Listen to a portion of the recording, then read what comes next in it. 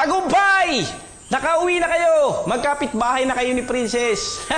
Ikaw sa punsong kapoy. Si Princess dito sa bahay. Hindi na ako makakauwi ng punsong kapoy ngayon, Bombi. Tao na ako ngayon eh. Hindi na ako duwende. Oo nga! Tao na may sumpa. Huwag mong kalilimutan. Medyo konting oras na lang natitira sa'yo. Pero hindi na ako nag-aalala. Dahil tapos na ang mga problema ni Princess. Ikaw, dapat intindihin mo na ang sarili mong problema. Sana nga.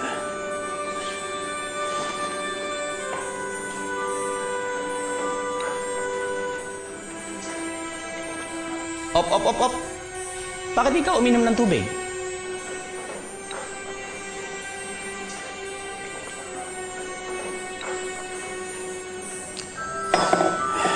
Bombi, baka kasi hindi na ako kailangan ni Pepay eh. Ngayon tapos yung mga problema niya. Ano? Lahat ng tao kailangan ng kaibigan. Mapaduwende ka man. Ipis, daga. Sa Laguba nga, kailangan ng kaibigan eh.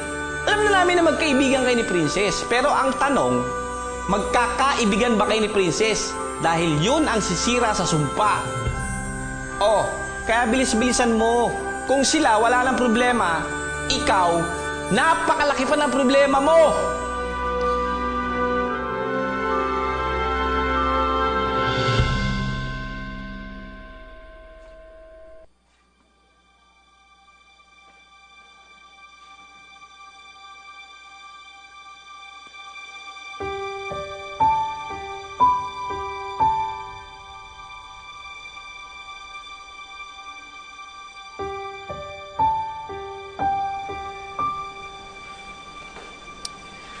Anak, ang dami pa natin kailangan gawin para maging atin uli ang bahay na to. Mama, huwag kayo mag-alala. Gagawa naman tayo ng maraming magagandang alaala dito sa bahay na to. At itong mga luma,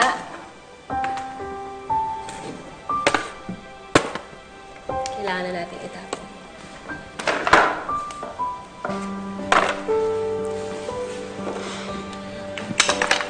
Aling Amanda, ito na po. Salamat. Mabuti naman at mukhang masaya na kayong dalawa. Nagdesisyon kami ni Princess na itapon lahat ng masasaklap na alaala sa bahay na to. At palitan ng bago. Marami rin po ako masasayang alaala dito sa bahay na to. Marami? Opo, nung batang duwende pa lang ako, binabantayan ko na si Pepay. Anong binabantayan? Kasama ko po siya. Sa totoo nga po, muntik niya na po ako maapakan noon eh. Mama, naalala mo nung nahulog yung bag ko? Andun si Inoy nun sa loob. Muntik na siya maapakan.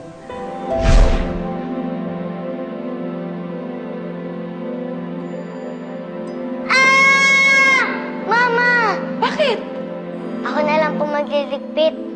Oh, sige. Nakakagulat ka naman. Yun. Oo, natatandaan ko na. At salamat, Pepay, Kasi kung hindi dahil sa'yo, malamang na pisat na ako noon pa lang. Niligtas mo ako, Pepay. Alam mo, Inoy, mas maraming best mo ako niligtas.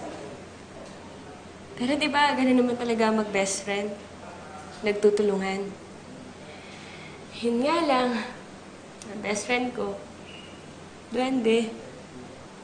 Oo, Pepay. Ako yung best friend mong duwende. Diba?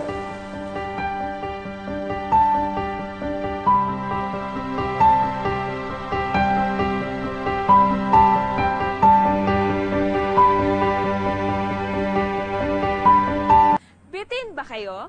Abangan dahil mas maganda ang mangyayari bukas. Huwag kayong bibitaw.